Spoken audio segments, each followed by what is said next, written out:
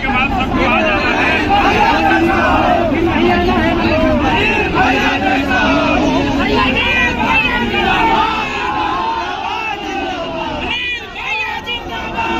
Hello, nomination कराकर सारे भाई और मताइन वालों को इसी पंडाल इसी किले के मैदान में फिर आना है वापस, और अनिल भैया भी आएंगे और सारे बात आप लोग को फिर से विस्तार से समझाएंगे, बताएंगे। खाना पीना का भी व्यवस्था रखे हैं हमारे बड़े भैया, और आराम से आप लोग को व्यवस्था दिए हैं, रखे हैं। खाना खा करके इनसे दोबारा मिल करके नॉमिनेशन के बाद ही जाना है, इसलिए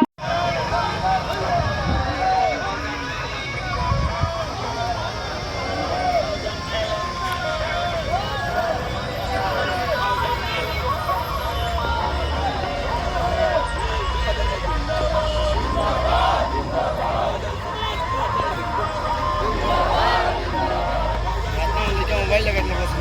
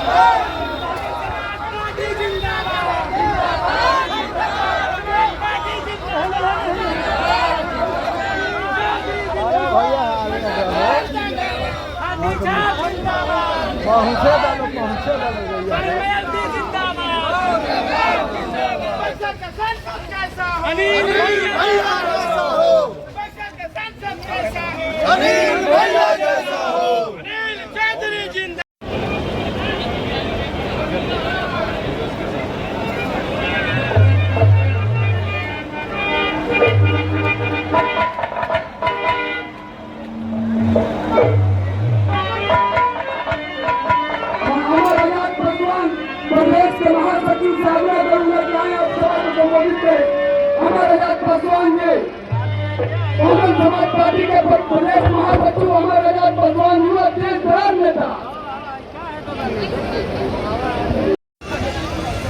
बहुजन समाज पार्टी बड़े भाई अनिल कुमार जी का नामिनेशन है, और आप लोगों का जुनून बता रहा है इतने गर्मियों में भी कि आप लोग अटल हैं, आप लोग ठान लिए हैं कि अब की बार बक्सर का बेटा बक्सर का लाल बहुजन समाज का नेतृत्व करता है, और बक्सर में बहुजन समाज के लिए आप लोग तैयार हैं, और बड़े भाई को आप लोग प्रतिदिन वोट देकर। देखिए, वोट कितना आएगा इसका आकलन तो जनता करेगी, लेकिन मैं आपको इतना ही कहूँगा, इंतजार कीजिए। इस बार बक्सर बहुजनों का होगा, बस इंतजार इस बात का कीजिए कि जो लोग कह रहे हैं कि 2.5 लाख से जीतेंगे, 4 लाख से जीतेंगे, तो शायद उनकी पहले उनके पिता लड़े दोनों लोगों के, तो उनके लड़ने पर उतना वोट नहीं आया जितना कि वो वकालत कर रहे हैं। तो मैं ये नहीं कहना चाहता हूँ कितना से जीतेंगे, हम झूठा दम नहीं भर रहे, लेकिन बक्सर बहुजन का होगा, मैं इस बात को तो दो जिनके बारे में आप इशारा कर रहे हैं, ये तो दोनों भारतीय जनता पार्टी के लोग हैं ना। ये तो दोनों कहता है एक छोटा बड़ा है, बड़ा भाई छोटा भाई, ये तो उनका रिश्ता है, रिलेशन है, रिलेटिव है, रिश्तेदार है, और पहले से हाफ पैंट वाला क्लास में साथे पढ़े हैं। तो ये तो दोनों लड़ाई सीधा सीधा भाजपा से है, राजद इस लड़ाई में नहीं। राजद जितना भी ताकत लगा दे, राजद इस लड़ाई में नहीं है। राजद तो वही है जो हम यहाँ के जो राजद के प्रत्याशी हैं, ये क्या राजद के हमदर्द थोड़े हैं। राजद के भी हमदर्द बहुजन समाज पार्टी के लोग हैं। राजद के लोगों के आंखों का आंसू पोंछने वाला काम हमारे बहुजन समाज पार्टी के लोग करेंगे। वो तो पहले भी राजद का झंडा जला चुके हैं। वो जिसे राजद के लोग अपना सब कुछ मानते हैं, उनको उन्होंने क्या क्या गाली दिया है तो सब कुछ जाहिर है। तो फिर लड़ाई कहाँ है उनसे? लड़ाई उनसे नहीं है, लड़ाई भारतीय जनता पार्टी से है। और इस बार हमें लगता है कि चुनाव आते आते भारतीय जनता पार्टी भी इस लड़ाई से बाहर हो जाएगी, और सिवाय बहुजन समाज पार्टी का कोई सामने। कितना वोट आए? ये जितने भी प्रत्याशी यहाँ लड़े हैं, तो शायद 2-3 छोड़ कर सब जरूर बक्सर के बेटा, इसमें कहाँ कोई शक है, बक्सर के बेटा नहीं है। लेकिन बक्सर के बेटा हैं, लेकिन बक्सर के लिए क्या किए, समझ ये होनी चाहिए कि बक्सर के लिए उन्होंने क्या किया। आप जिन भी प्रत्याशियों को देख लीजिए, मेरा भी इतिहास उठा के देख लीजिए, कि हम बक्सर के जंजन में हैं, बक्सर के लोगों से मेरा हमेशा ये रहा है, उनकी सेवा हमने की और सेवा के नाते नहीं, हम बक्सर को बहुजन समाज का हक दिलाना चाहते हैं और बक्सर को जिसकी ज़रूरत है वो विकास के रास्ते पर ले जा करके बक्सर को सबसे विकसित बनाने का वो करना चाहिए। धन्यवाद। देखिए, हमारा सबसे बड़ा जो ये है, हम बाबा साहब और गौतम बुद्ध को मानते हैं। हमने कहा है कि राम के नगरी पर श्री राम की शिक्षा नगरी कहने वाले लोग आज हम तमाम बक्सर के वासियों को चपेटा लगाने के बाद गालों पर चपेटा लगाने के बाद, लेकिन मैं बक्सर का बेटा हूँ, बक्सर को समझने वाला हूँ और मैं कहना चाहता हूँ कि मैं यहाँ अम्बेडकर यूनिवर्सिटी बनाऊंगा। सबसे पहले हमारी सबसे पहली बात कि बक्सर में अम्बेडकर यूनिवर्सिटी और हर प्रखंड में कॉलेज खोल करके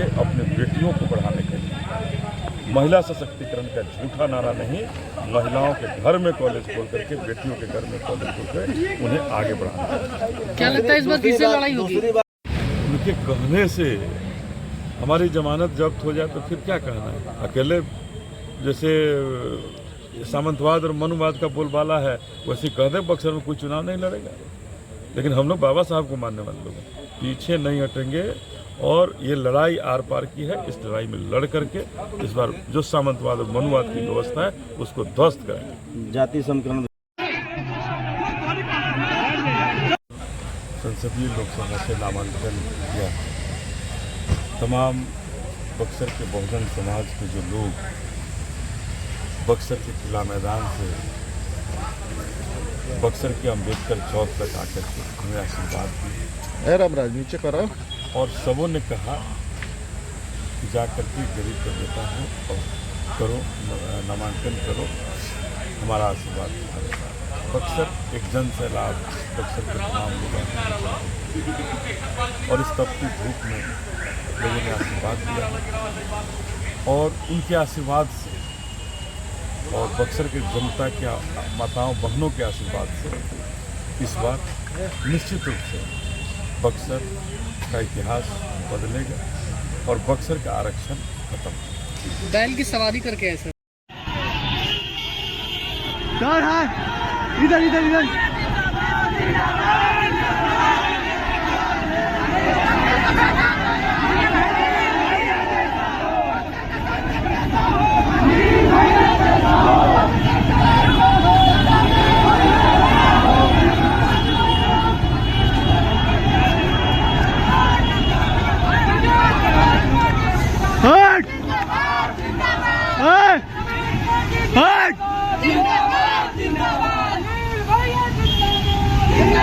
गाड़ी पर जो है, बैलगाड़ी पर जो हम आए, इसका संदेश ये है कि जो महंगाई बढ़ी, भ्रष्टाचार बढ़ी और महंगाई ऐसी बढ़ी है कि हम गरीबों पिछड़ों अति पिछड़ों का तो कमर तोड़ दिया।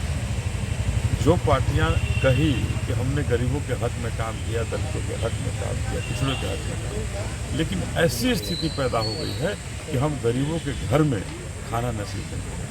हमारे बच्चों को पढ़ने के लिए इस बक्सर लोकसभा में स्कूल और कॉलेजों के हालात लगभग समाप्त हो चुके। ये बैलगाड़ी उसके लिए है कि बक्सर के आम आवाम हैं, मैं बक्सर का बेटा हूँ, बक्सर को देखा हूँ और बक्सर में जो शान और शौकत से चलते हैं, जो सामंतवादी और मनुवादी व्यवस्था है, उसी व्यवस्था को ध्वस्त करने के लिए बैलगाड़ी की सवारी है और बैलगाड़ी निश्चित रूप से इस बार इस सामंतवाद और मनुवाद को ध्वस्त करेगा और बक्सर को, चाहे स्कूल कॉलेज की बात हो, बक्सर में किसानों के खेत में नहर के पानी की बात हो और बक्सर के पुराने अस्तित्व को मजबूती से आगे बढ़ाने की बात हो, इन तमाम बातों को लेकर के और गौतम बुद्ध के सपनों को, गौतम बुद्ध के हमारे सपने थे, जो बाबा साहब के जो सपने थे, हमारे ललित सिंह यादव जी के जो सपने हैं, जगदेव बाबू के, उन सपनों को लेकर के बक्सर को लेकर के बक्सर को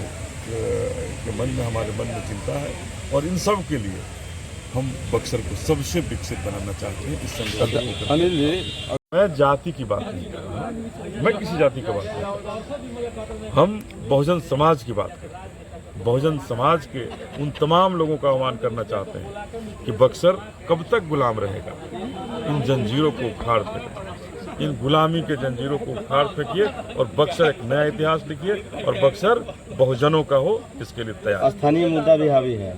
निश्चित रूप से स्थानीय हर मुद्दा भावी है। हमने हर एक गाँव को घूमने का काम किया है, हर एक गाँव को देखा है, हर एक गाँव में हमारी माताएं बहनें कैसे रह रही हैं हमने उसको देखा है, किस संकट से हमारे युवा चल रहे हैं। अगर बक्सर में कोई उद्योग नहीं धंधा स्थापित हुआ, इसके लिए कौन जवाबदेह है, ये हमने देखा है। और बक्सर के उस सच्चाई को मैं जानता हूँ कि बक्सर को किसने लूटा है। इस बार बक्सर के तमाम आवाम उन लुटेरों को बक्सर से बाहर करेगा और बक्सर में विकास की बात। और आपने जिनके बारे में चर्चा किया राजद, तो हम तो कहे कि वो नहीं है, लेकिन दूसरी तरफ आपको आश्चर्य होगा कि ये किसानों के धान चोर हैं, किसानों के धान के चोरी किए हैं। ये कैसे हमारे हमदर्द हो सकते हैं? हम किसान किसी भी समुदाय के, हर समुदाय में किसान है हमारे, पूरे बक्सर किसानों पर चलती है। तो जो किसान चोर रहे हैं, जो बक्सर के जनता का किसानों को चोरी किया हो धान की, वो कैसे हमारे हमदर्द हो सकते हैं? इसलिए वो हमदर्द नहीं हो सकते हैं। झूठा वादा, झूठा दावा कर सकते हैं, लेकिन इन तमाम दावाओं और वादों की जमानत जब्त होगी और ये जब्त हो गए और इस बार केवल और केवल बहुजन।